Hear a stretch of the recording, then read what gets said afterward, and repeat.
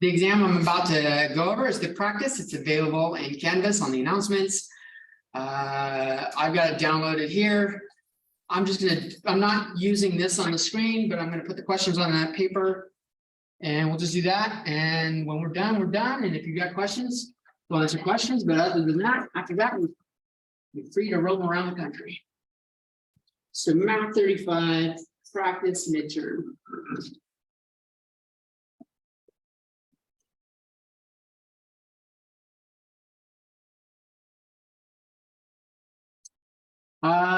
Show your work. Make sure you show your work. The answer is only worth a little bit, is worth 1 point. Now, I have it on there. It says each question is worth 40 points. It doesn't really matter how many points I make it. It just makes it easier. So when I give partial credit, I can penalize very bad shit with a lot of points. And minor mistakes, like a sign mistake, doing a minus when you should have done a plus, I can do a minor bump to your thing. It's going to show up on your grades as a percentage. So the final, like I will have it like on Canvas, it will show the percent. So do not focus. I've had students, I've had it where I said like 100 points for each question before. Oh my God, the panic it fucking caused. Like they assumed that meant it was for the overall course, but you guys can always see from the syllabus.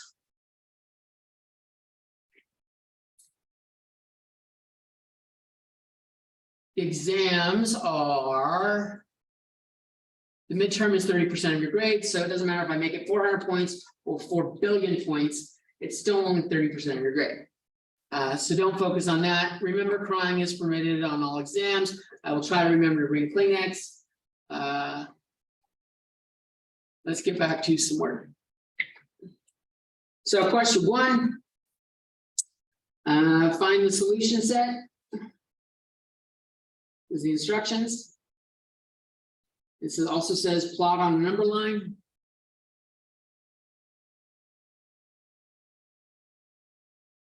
And then do interval notation.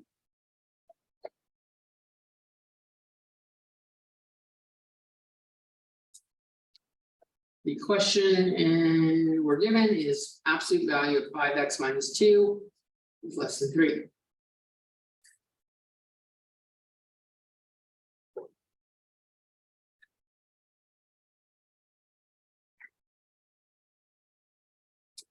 If you have the absolute value and it's a less than, the less than turns into a sandwich. If it's the greater than, it turns into the or situation, where you got to do them both.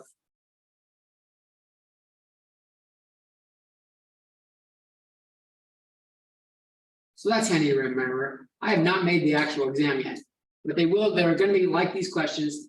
I can't guarantee you it's going to be the less than sign. So I try to make sure that midterms of the practice is a thorough review.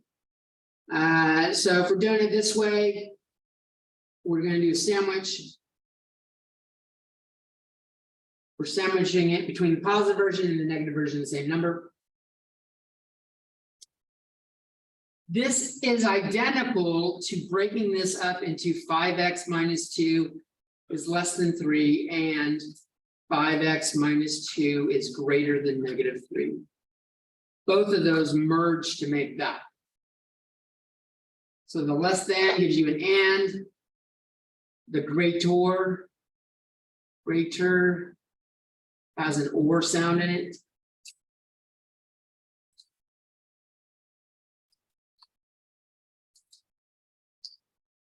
Now we're just solving like normal. What we do to one side, we got to do to all sides.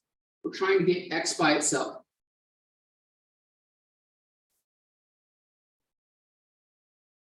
Got -1 over here. I've got 5x here. I've got 5 over here.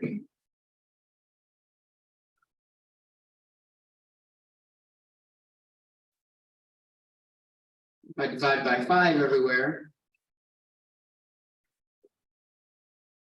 I get -1/5 is less than x, which is less than 1.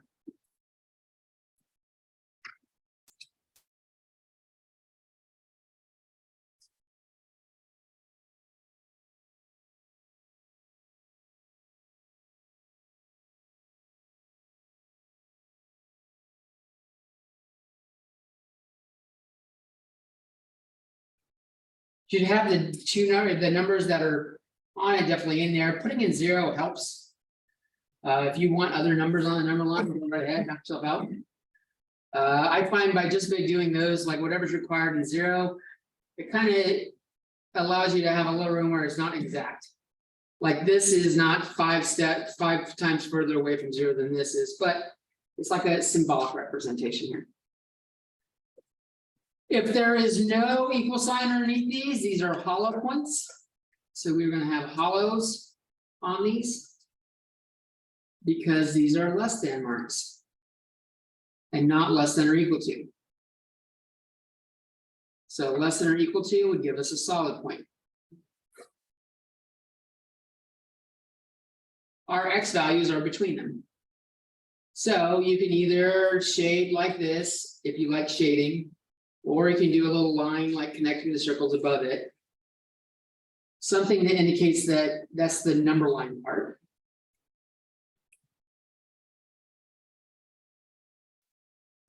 On the right side is positive infinity, on the left side is negative infinity.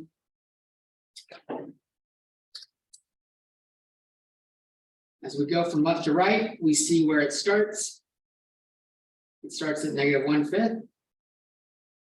And it ends at 1.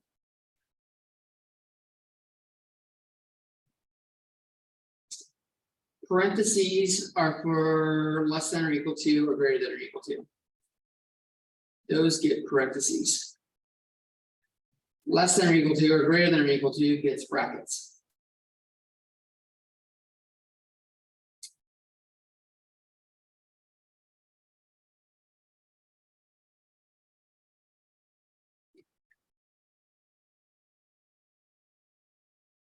And that's it. And then these are the hollow circles and these are the filled circles. If you have 2 regions, if it's like going outward,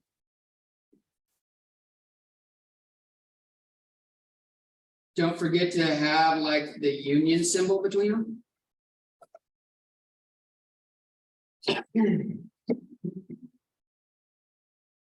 Guys ready for number 2? Nope, people are still writing. Slow you roll.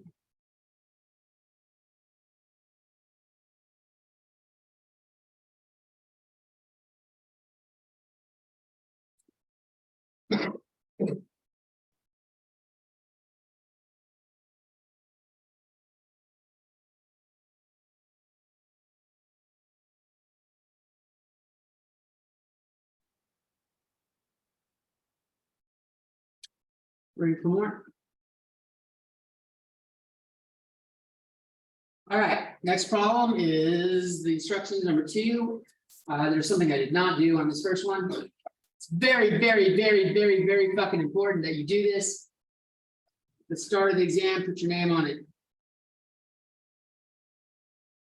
Don't forget your name.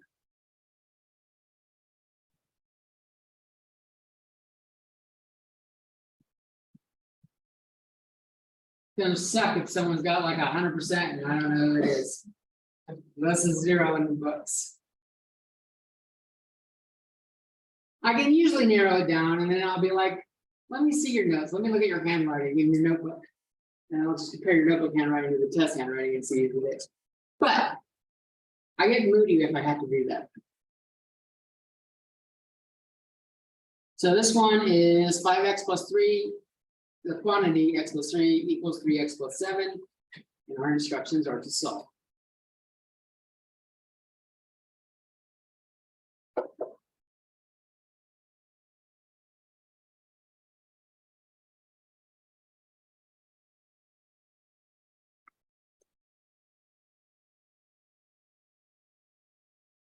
So I can start off by distributing.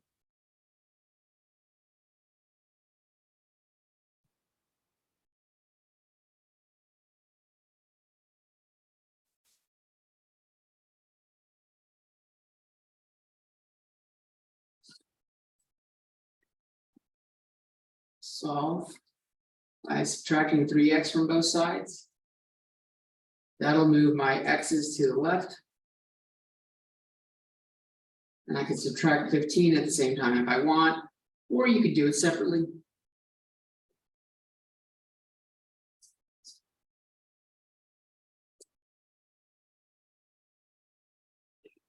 And when we divide by 2, we get x equals -4.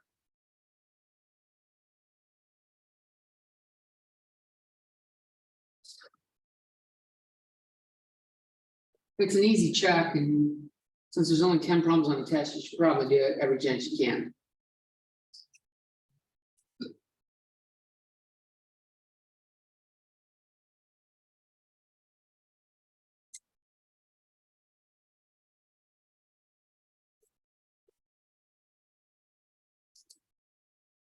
In fact, on the last problem, you could have checked to see that when you plug in -1/5 and 1, you get 0.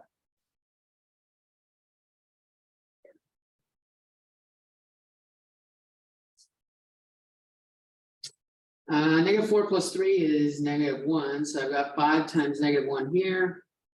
Here I've got -12 plus 7. Both of those equal -5. So that check verifies x equals -4. I tend to like seeing when people check their work. I tend to give extra credit for people that check their work. It will also show you if you've done it wrong. So it can save you from fucking up. And it's a good chance it will get you extra credit.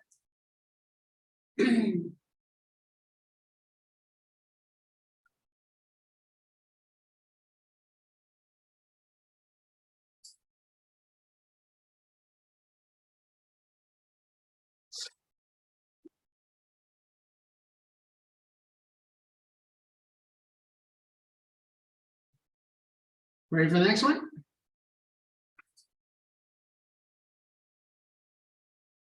Problem 3, find the difference quotient.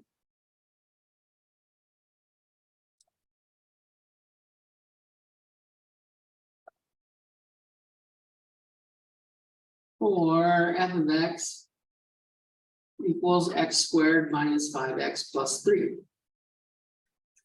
The difference quotient is f of x plus h minus f of x over h.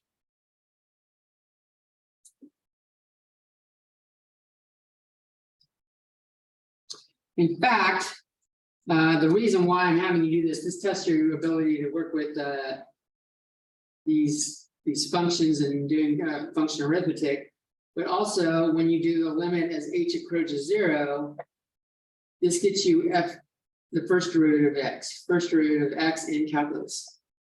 So this is something you will see again very soon.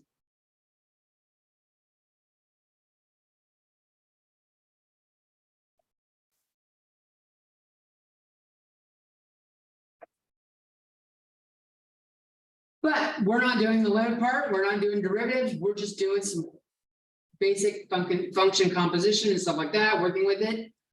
I recommend writing out what f of x plus h is, and then what negative f of x is, and then assembling together what you got.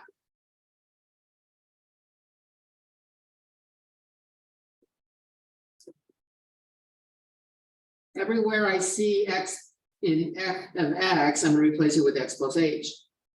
So I've got x plus h squared minus 5 times x plus h plus 3.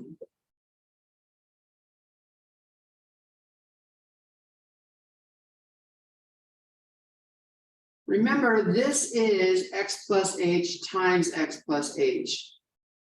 I don't just get x squared and h squared. I get x squared plus 2xh plus h squared.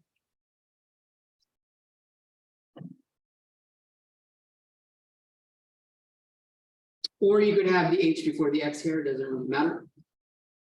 Then I have minus 5x minus 5h plus 3.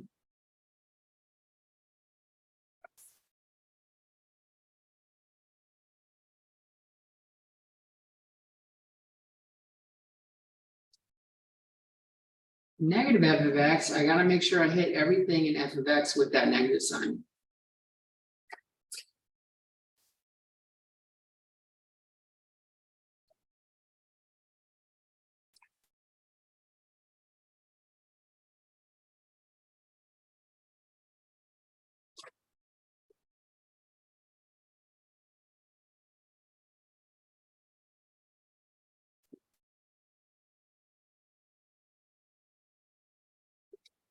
So when I do f of x plus h minus f of x, since I've already applied the negative, I'm really just adding these together.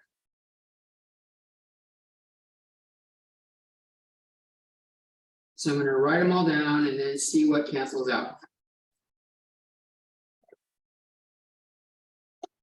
I'll do the minus f of x in a different color, so it stands out a little bit better.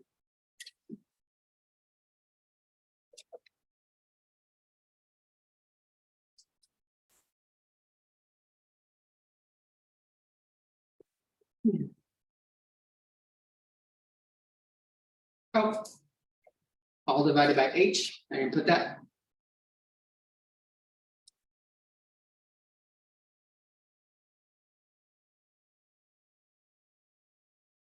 Let's see what I'm stuck with when I start canceling shit out.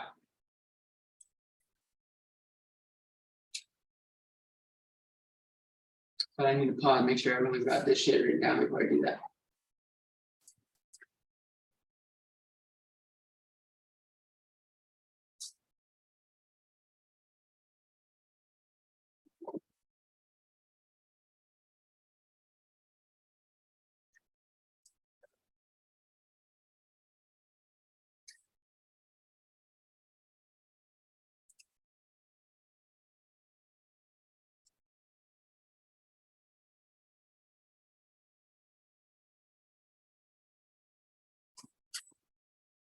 So my x squareds cancel out.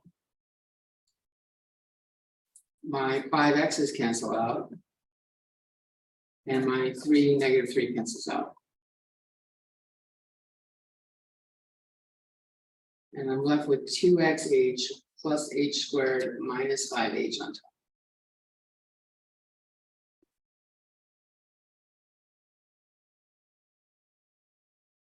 This does reduce a little bit more if I factor out an h.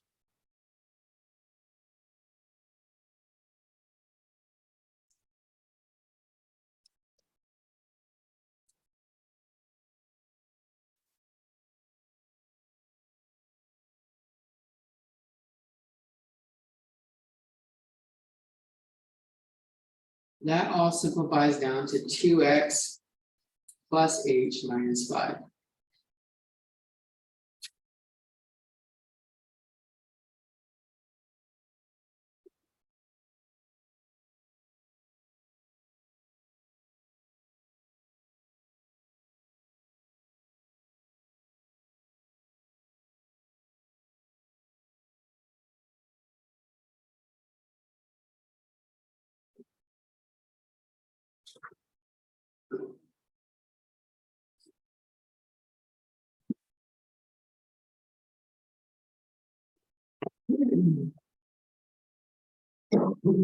Ready for the next one?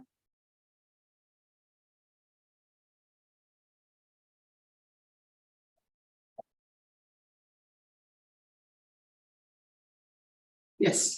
How? How would you check the answer on? Excellent question.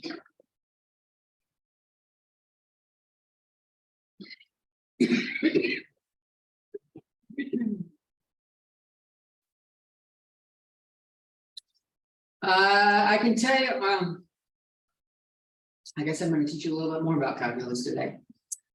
When you do the limit as h approaches 0 here, the h goes out, and this ends up becoming 2x minus 5 after h goes to 0.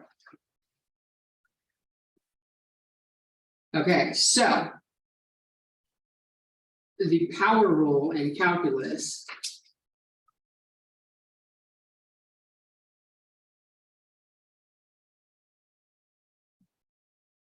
when you do the derivative, you bring down the exponent and you multiply it by the thing in front, and you lower the exponent by 1. So if we do that here, there's an exponent, or the coefficient in front is 1. I bring the 2 down and lower the exponent by 1. I get 2 times x to the first power, or 2x. And I do that here. This has got an x to the first power. I bring the 1 down, the x drops to a 0. minus 5 times x to the 0. X to the 0 is 1. So I get the minus 5 there. And the plus 3 goes away because it doesn't have any x's. So that one you kind of need some calculus to check it. But if you remember that, yeah, you'll be doing really good when you get to calculus. Because this is called the power rule.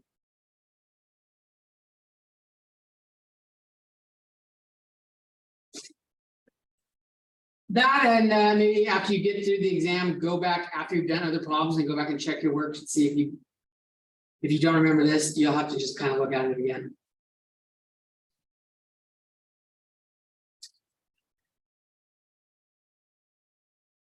Great question. Number 4 is simplify.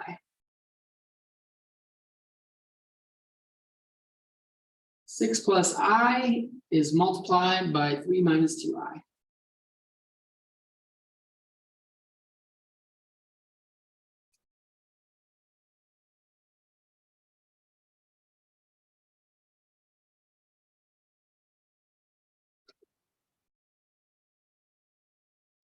We're literally just distributing. 6 times 3 is 18. 6 times negative 2i is negative 12i.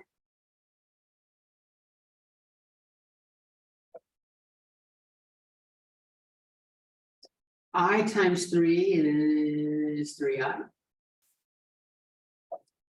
And I times negative 2i is negative 2i squared.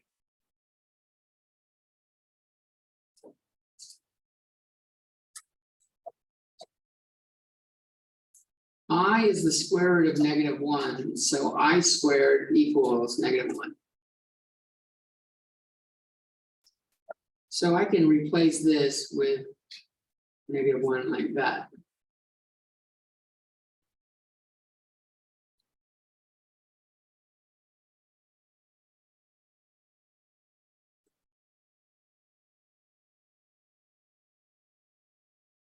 And if I put together like terms, this ends up being minus 2 times negative 1 is plus 2. 18 plus 2 is 20. And then negative 12i plus 3i is negative 9i. So 20 minus 9i.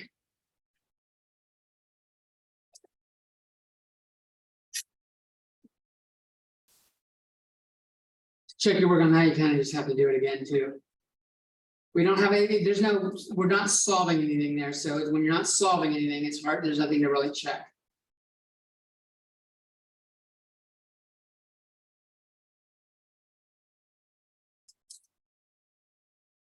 That does get us to number 5, which is a solved problem though. Number 4 is really easy. It's that quick problem.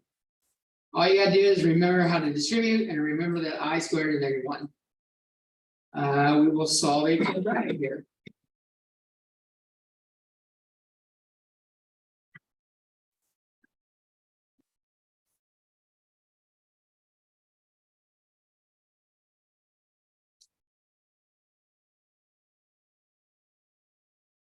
We are looking for things that multiply to a times c, but add up to b. A times c is negative 6, b is 1. There's not a lot of options here. B is positive, so the bigger number has got to be positive. I can do 6 and negative 1, or 3 and negative 2. And I see 3 and negative 2 gives me what I want.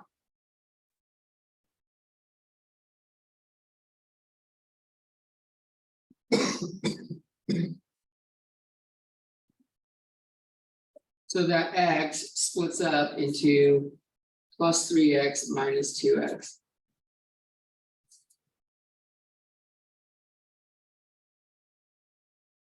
And that should be a minus right there.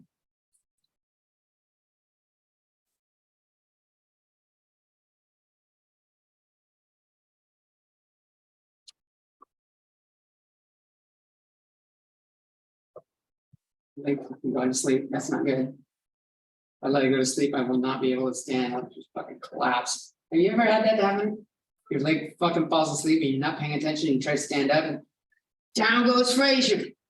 Just fucking fall. And I'm a big guy, I don't like falling, it hurts. All right, so we'll do by grouping.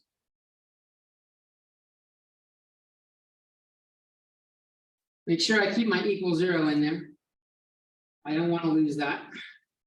Here it looks like 3x factors out. And I get a 2x plus 1. Which means I want my 2x plus 1 to repeat. To do that, I need -1.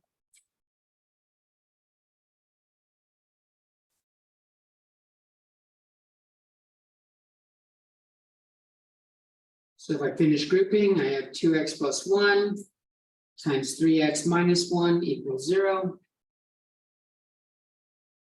Which means 2x plus 1 equals 0, or 3x minus 1 equals 0.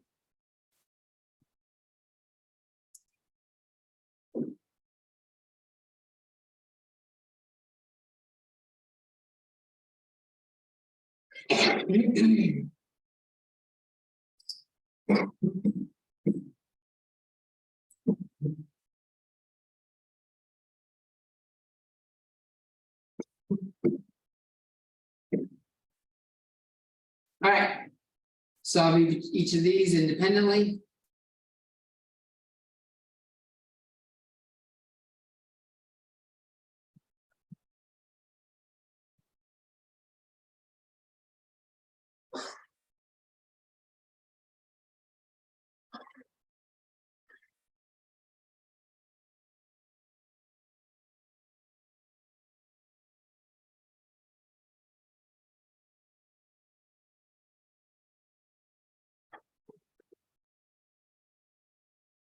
We can check our work on this. It's not going to be fun because they're fractions, but we can.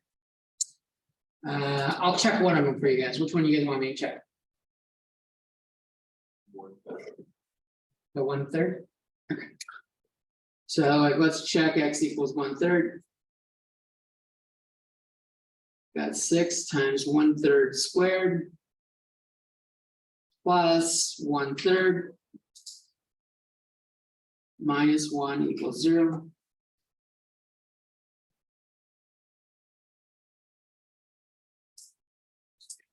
One-third squared is 1/3 times 1/3, which is 1/9. So if I have 6 times 1/9, I get 6/9 plus 1/3. If I get a common denominator, I can multiply that by 3/3.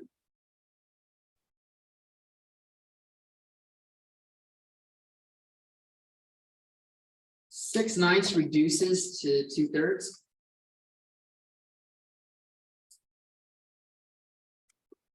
And now that I have a common denominator of 3, I can combine the fractions. And I see that, yes, I get 0.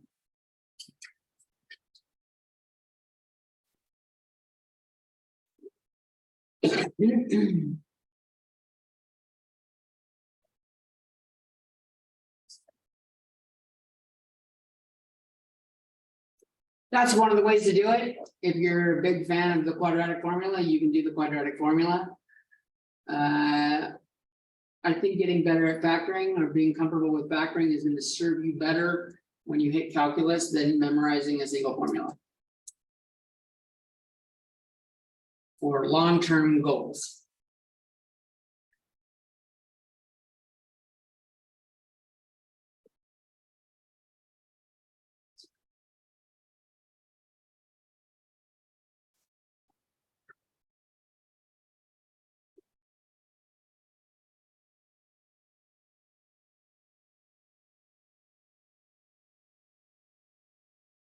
But if you're one of those that likes it,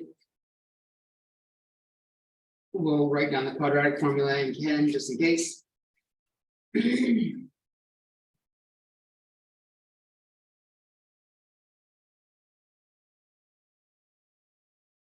That's for ax squared plus bx plus c equals 0.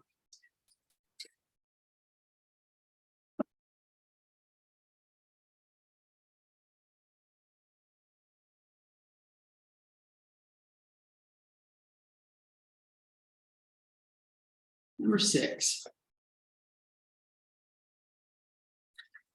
Graph 12x plus 6y equals 18.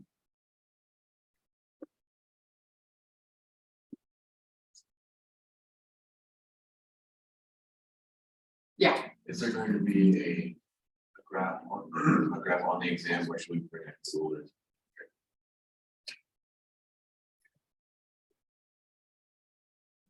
I would bring a ruler just in case. I will try to remember to put a graph on there. Because I haven't made it up. I can still add graph paper. It can't hurt to have a ruler with you. I should have a ruler with me if you need to borrow it. It doesn't, if you draw something that looks like a straight line to me, I'm not, like if it's slightly wobbly, like I'm not gonna have a perfectly straight line right here. If it looks like I think you knew what the hell you were doing, you're gonna get full credit. I think the easiest way to do this is to solve for y. So I will subtract 12x from both sides.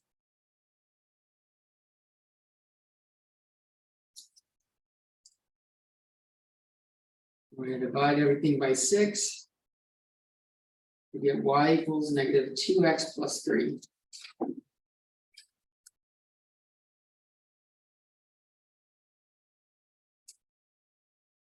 M is my slope, negative 2 over 1. Or 2 over negative 1 if I want to go the other direction. And my y-intercept 0, b is 0, 3.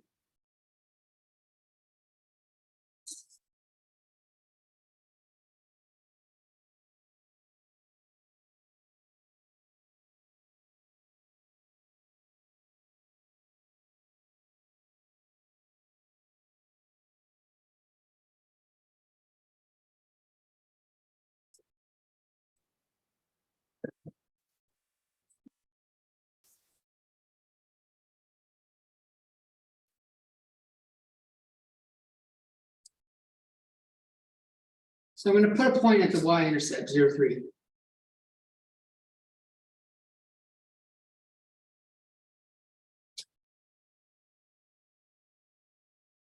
And then from there, I will move either, this is rise over run, remember?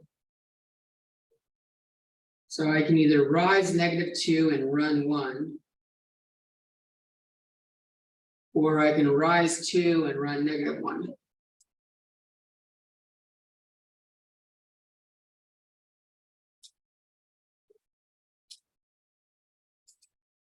And just connect the dots.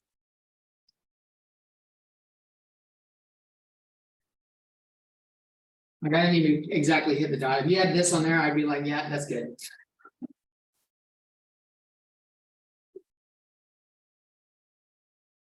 If your dot's way the fuck over here and you miss it by that much, no. But it was like, if it's like this and you're like, no, yeah, you just didn't have exact spacing. The reason why I hesitate to put the graph paper on there, there's 2 reasons. First off, every time I fucking do it, I never put the right scale on there, and I always end up, the fucking problem has points that are off the graph. Oh, and 2, you don't have any practice drawing it by hand. And if you're going for engineering or something like that, you start ending up in the end game doing 3-dimensional pictures you can't do on graph paper. So learning how to sketch basic graphs here is a good thing. Learning how to wing it. In a sense of not penalizing you for not being able to draw a fucking straight line with your by hand. That's hard. Drawing a straight line by hand is really hard. Oh, and math, lines are always straight. Any line that is not straight isn't called a line anymore, it's called a curve. That's a fun fact for you. Number 7. Did anyone need that up longer before I yank it away? We're going to find f of g of x, or fog x. If f of x equals 2x squared plus x minus 4. And g of x equals x minus 2. And then what is the domain?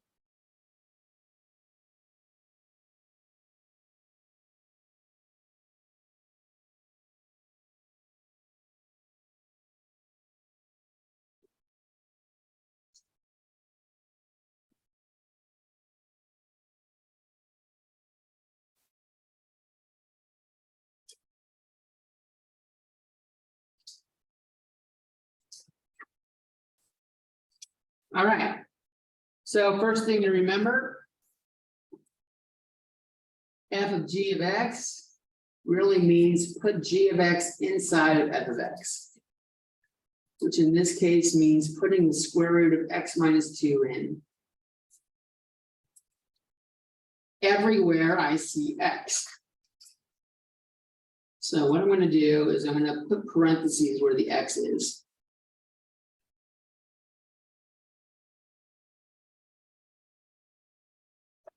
And then I'm going to put that square root of x minus 2.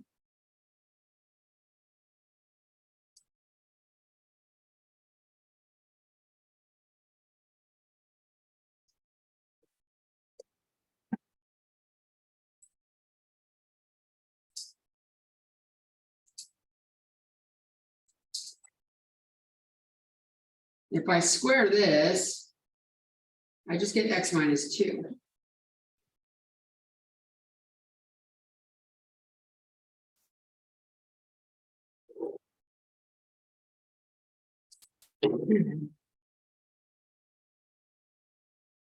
It doesn't clean up a whole lot more.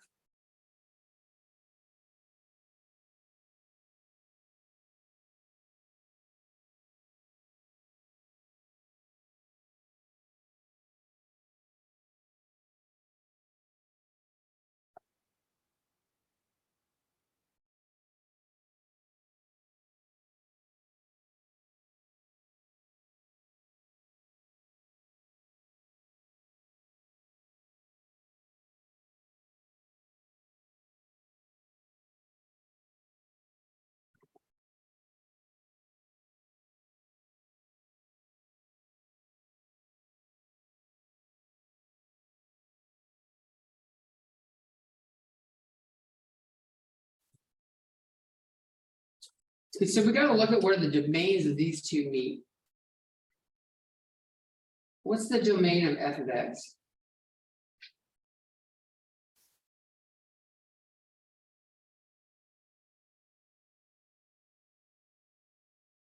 Remember, this is my valid inputs for x. Is there anything I can stick in that will give me bad juju, bad answer?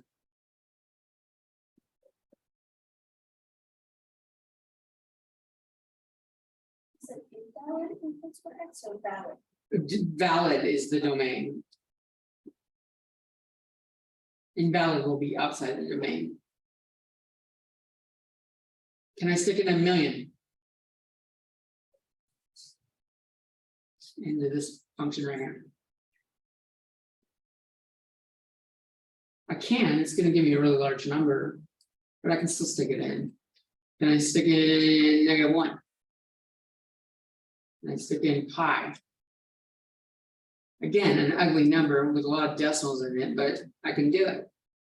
F of x, even this thing right here, it's going to be shifted somewhat, but it's a parabola.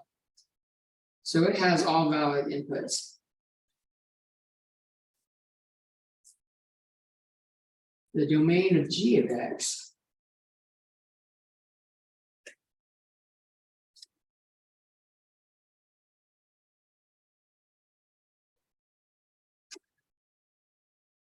the inside of the square root, x minus 2 cannot be less than 0. Cannot. So that means x cannot be less than 2. Which means the domain is 2 or larger. So that's for g of x. This blue pen's dying, isn't it?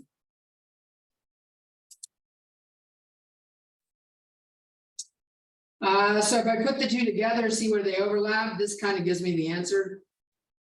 The domain is only where g of x actually works. It's the one restricting everything. So the domain of fog x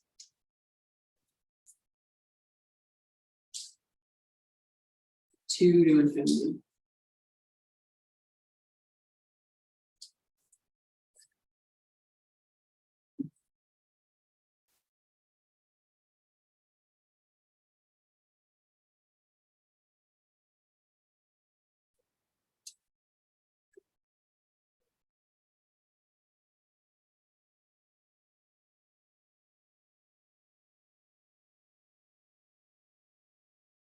Ready for more?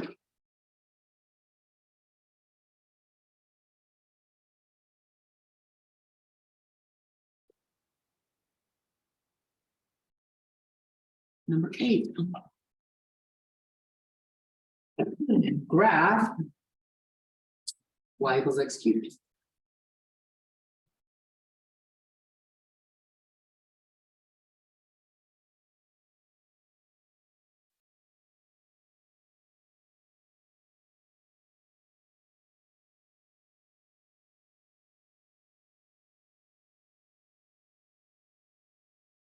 This is helpful if you remember how the movements of x cubed go. If I go right 1, I go up 1. If I go right 2, I go up 8. And these values switch if I go the other direction. If I go left 1, I go down 1. If I go left 2, I go down 8.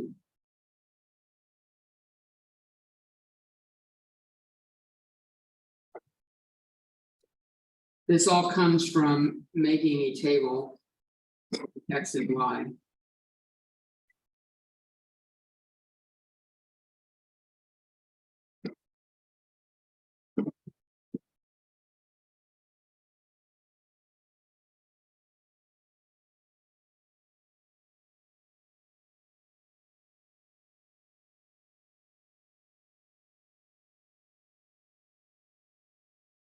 Damn, that's a crooked line. God damn, that's bad.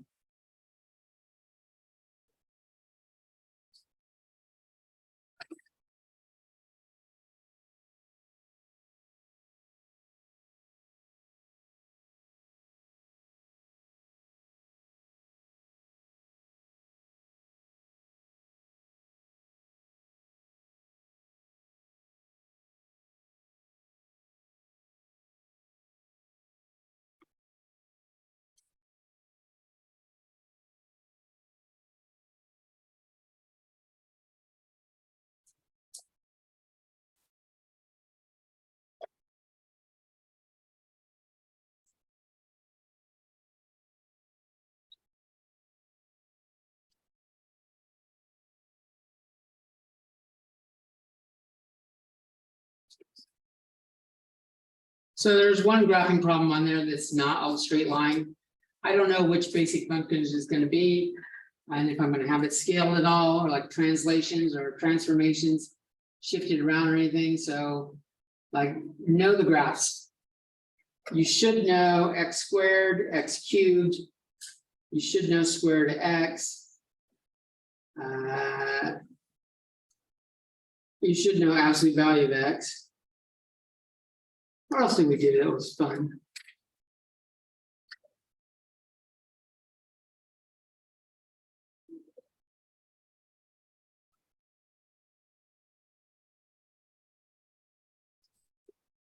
And then if you have like, if it's x minus h inside plus k, it shifts the center to hk. Goes from 0, 0, was the center, it's now hk. That's assuming you have it written in the form f of x equals something like that.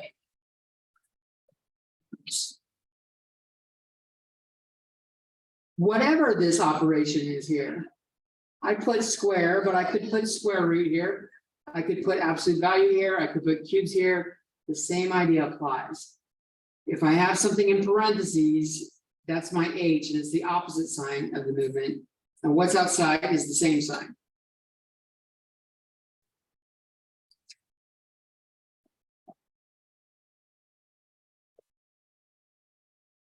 So if I had f of x equals x minus 3 cubed minus 1.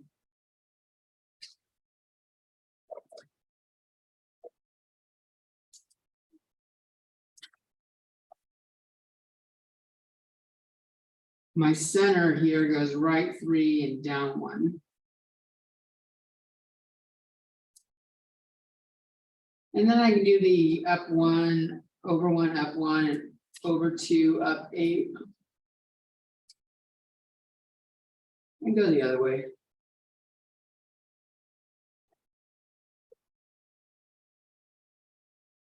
It looks just like the graph of f of x or y equals x cubed, but it's just moved.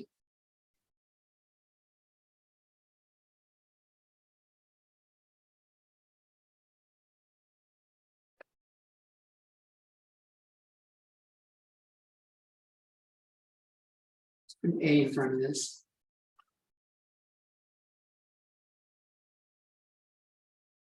If A is less than 0, it flips it upside down.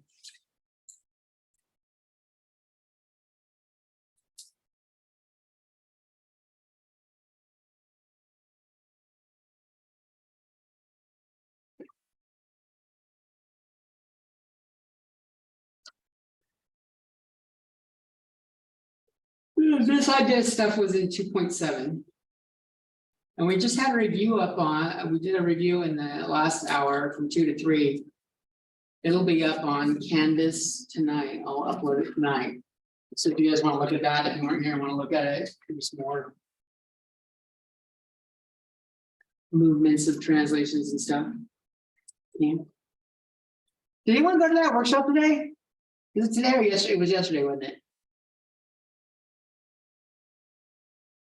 What was the announcement? It was yesterday. Did anyone go to it? Maybe. I didn't put the date. It specifically said March 13th. Oh well, if you missed it, you missed it. He didn't let me know about it until like literally like the Thursday or Friday before, like right before it happened. So there's no advance notice for it. You guys ready for more? Last two, the shitty ones.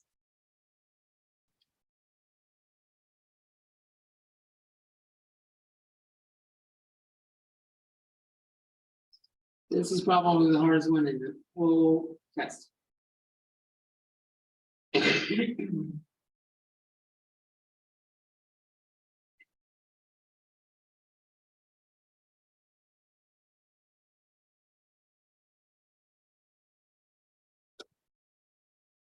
To get rid of a radical, I can square it, but if I square it, I gotta square both sides.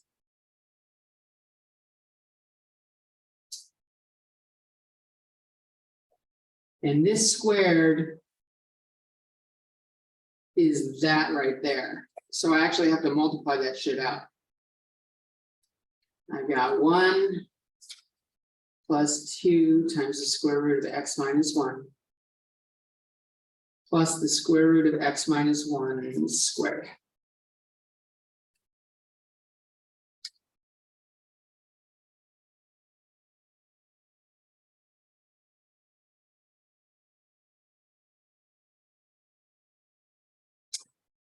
So if I square that,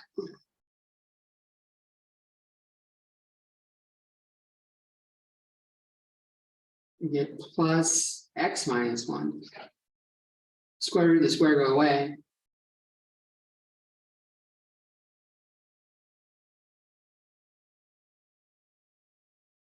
And I can work on cleaning it up. It looks like this 1 and this -1 cancel out. And if I subtract x from both sides, we get 8 equals 2 square root of x minus 1.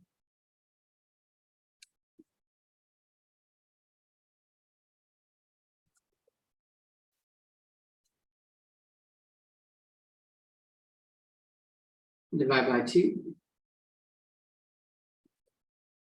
I'm only gonna do the dividing by 2 because it makes a nice number on the other side. If it didn't, I just leave it where it was and do the next step.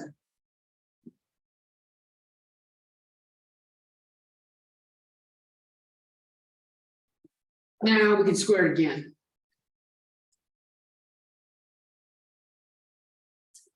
I get 16 equals x minus 1.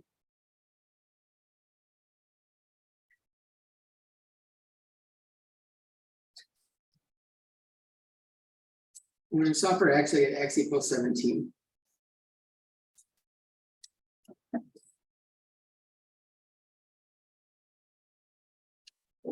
When you do these square roots, when you square it, you introduce the possibility that some of the answers are bad.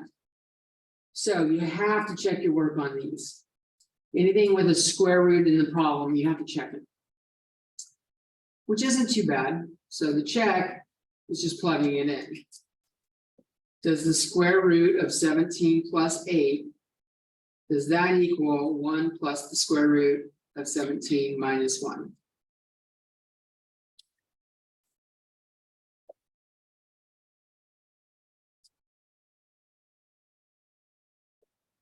Does the square root of 25 equal 1 plus the square root of 16?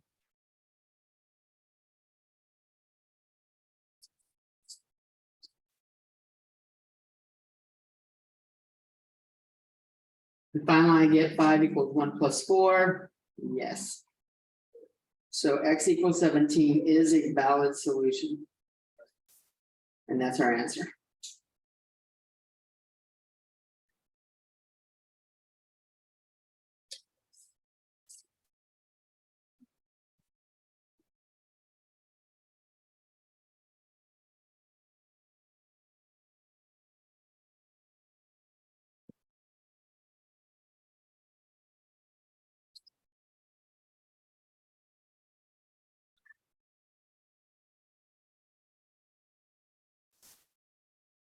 Is it ready for the last one?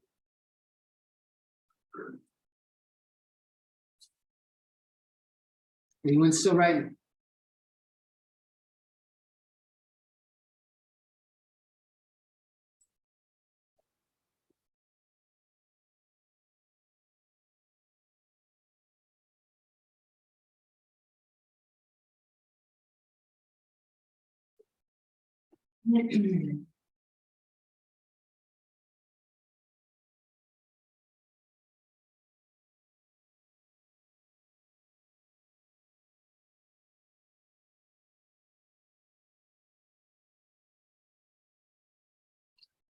It helps to get the square by itself. Square root by itself. So I'm going to add that to the other side.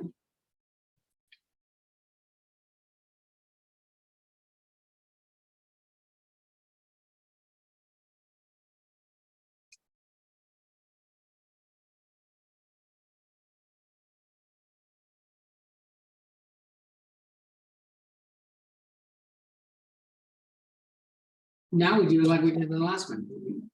Square it to get rid of that square root.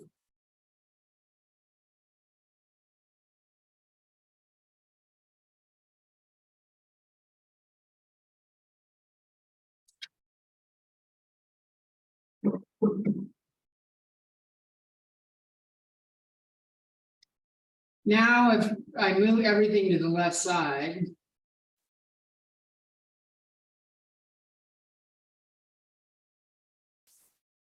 I get x squared minus 4x minus 12 equals 0.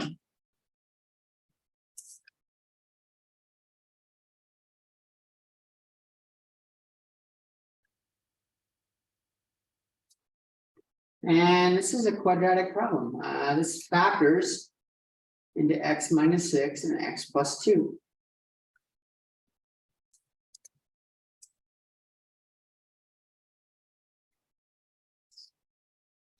Let's see, negative 6x and then plus 2x gives me negative 4x. Negative 6 times 2 is negative 12. Yeah, that makes sense. Which means I get x minus 6 equals 0 or x plus 2 equals 0. And if I solve it, I get x equals 6 or x equals negative 2.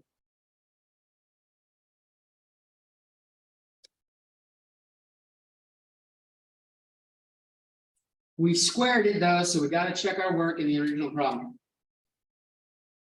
So. The 6 minus the square root of 4 times 6 plus 12. Does that equal 0? And the other one we'll check is if I stick in -2.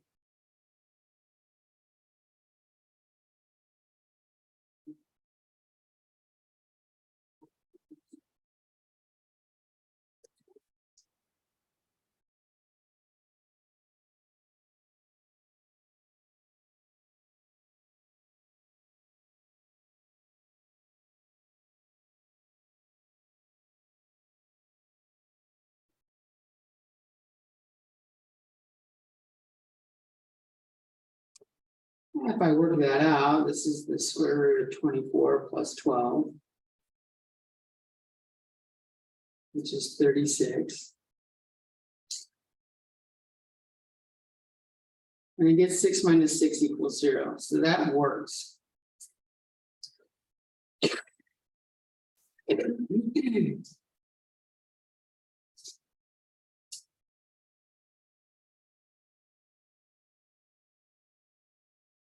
I do the same over here.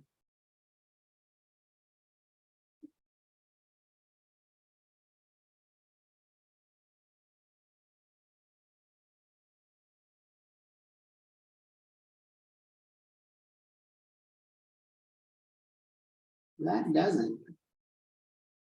I get -4 equals 0, which is false.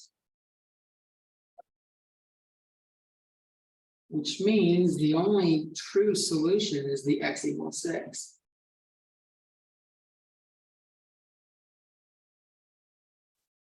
That's why you check your work. Sometimes it reveals bogus information. This is called an extraneous solution.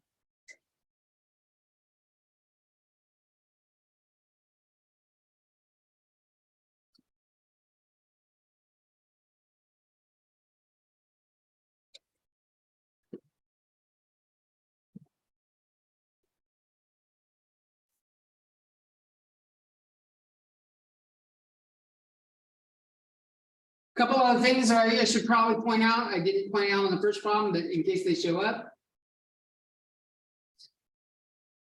The first one had the inequalities. So if you have like -2x is greater than 2, remember if you multiply or divide by a negative, it changes the sign.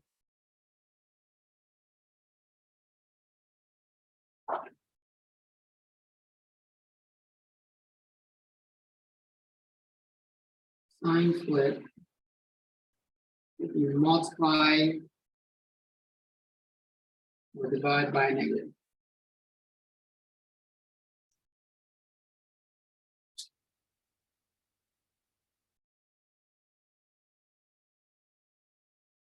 You also flip signs if you swap sides without doing anything. If I had 3 is less than 2x, and I put the 2x on the left and the 3 on the right, I still have to flip the sign.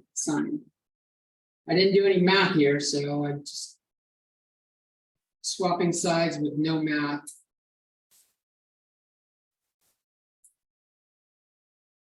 No math steps. Also flips the sign.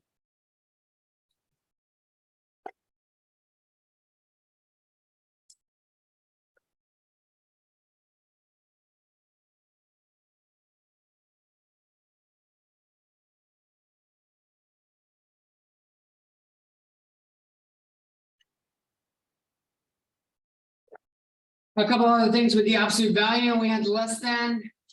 If you got like x minus 2 is less than 3. This one turns into the sandwich. Notice the signs always go together. On the sandwich, signs go the same way.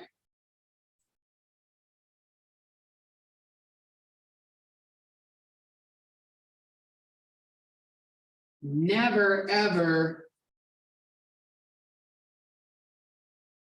have something where there's an X in the middle and there's a greater than like this.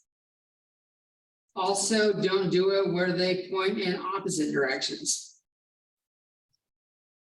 They need to be going the same direction. The alligator is facing to the right here on both of them.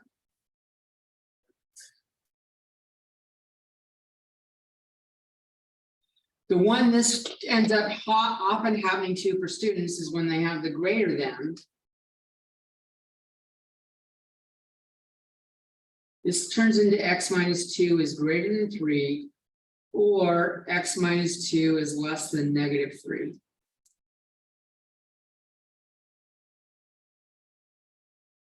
That's the correct next step for this. Do not put negative 3 is greater than x minus 2 is less than 3.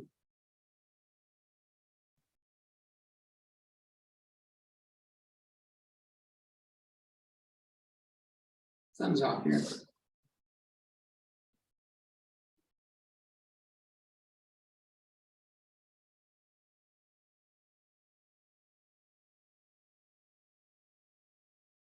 Yeah, the signs are backwards. Also, don't have that. One of those will be wrong on each of them. In this scenario, this one's correct, that one's not true. X minus 2 should be greater than 3.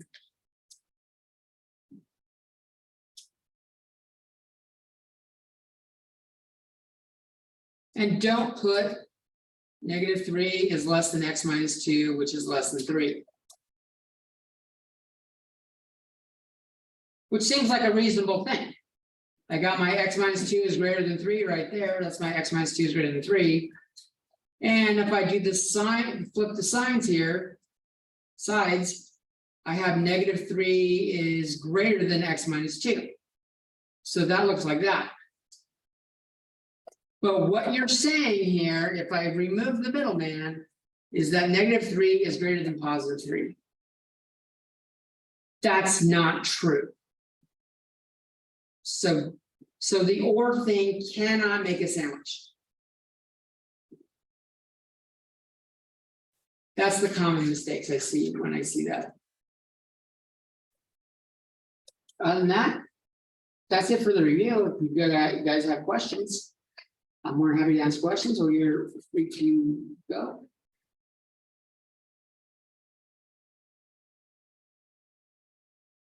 Yes. Hold on 1 second on Zoom. I got someone asking in class. I'll help you guys next. Go for it.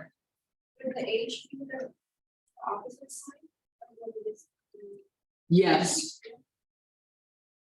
So when you're doing the H minus H, X minus H, and then the plus K, H is the opposite. All right. I heard Zoom rattling. Someone have a question? I was just going to say, have a good day. See you Thursday. Oh, okay. See you, Chris.